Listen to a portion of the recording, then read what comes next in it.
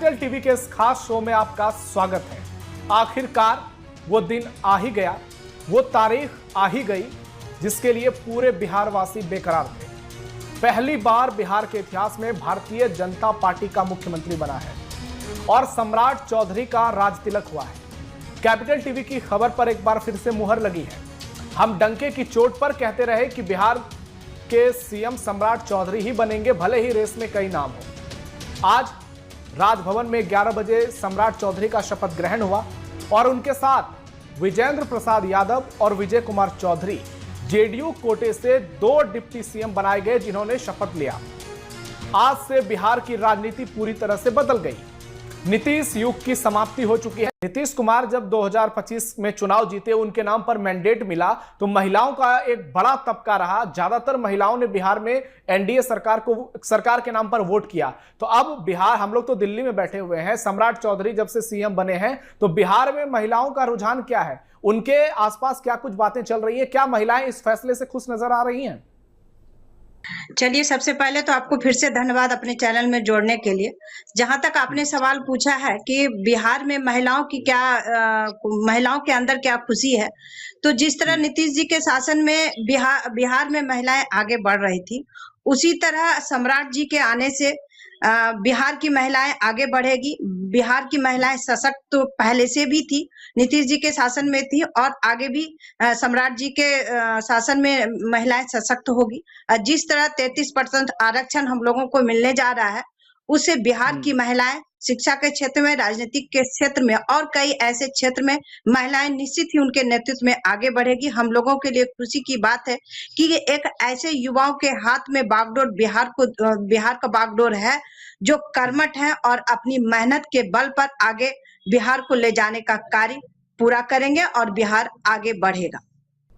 संगीता जी, चिराग पासवान का अब क्या होगा? क्योंकि बीजेपी की एक नई लीडरशिप अब बिहार में डेवलप होगी और आने वाले समय में जितने भी सहयोगी पार्टियां हैं उनको दिक्कत होगी, क्योंकि सम्राट चौधरी के पास अभी 4.5 साल का मौका है। अगर उन्होंने योगी आदित्यनाथ की तरह अपनी छवि बना ली, हिमंता विश्व शर्मा की तरह अपनी छवि बना ली, तो फिर दूसरी पार्टी से क्या लीडर उभर पाएंगे? और चिराग पासवान के लिए, वो एनडीए में है, उनके लिए कहें तो झटका ही है कि सम्राट चौधरी जितने मजबूत होंगे, चिराग पासवान की दावेदारी उतनी कमजोर होगी।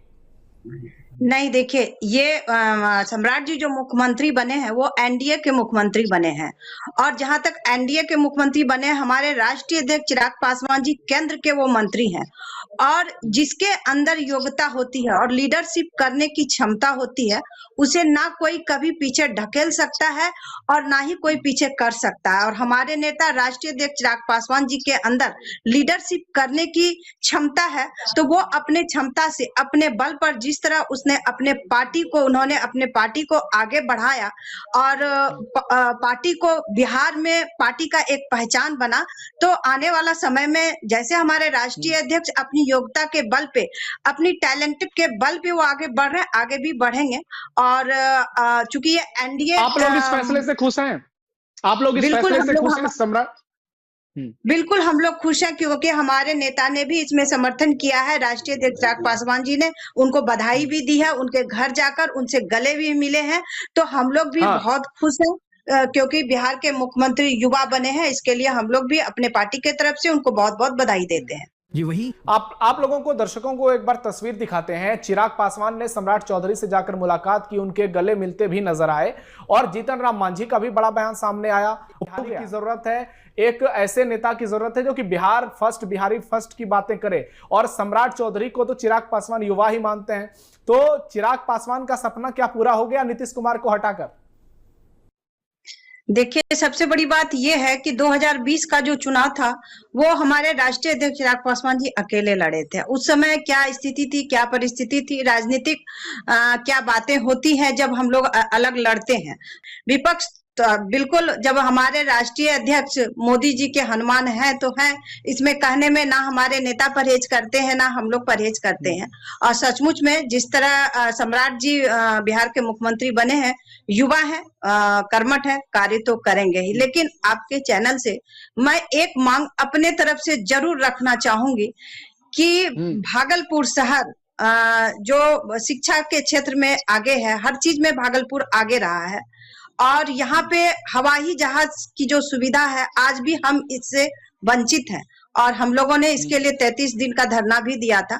तो हम अपने तरफ से, अब भागलपुर वासियों के तरफ से आज मुख्यमंत्री जी को, सम्राट जी के सामने ये मांग रखना चाहेंगे कि जल्द से जल्द उनके नेतृत्व में भागलपुर से हवाई सेवा शुरू हो, ताकि और सुल्तानगंज इसका में जो ऐलान कार्य तो चल इसका रहा तो है, ऐलान हो ही गया है संगीता जी। सुल्तानगंज में एयरपोर्ट बन रहा है, वही भागलपुर का एयरपोर्ट है जो सुल्तानगंज में बन रहा है और भागलपुर में भी बनेगा। बिल्कुल, इसीलिए हमने चूंकि सम्राट जी बने हैं और उनके क्षेत्र में तारापुर पास पड़ता है वहां पर, और सुल्तानगंज में ये एयरपोर्ट बन रहा है, तो इस कार्य में तेजी आए और जल्द से जल्द हमारा ये एयरपोर्ट बन के तैयार हो, इसकी हम लोग मांग रखते हैं भागलपुर की तरफ से।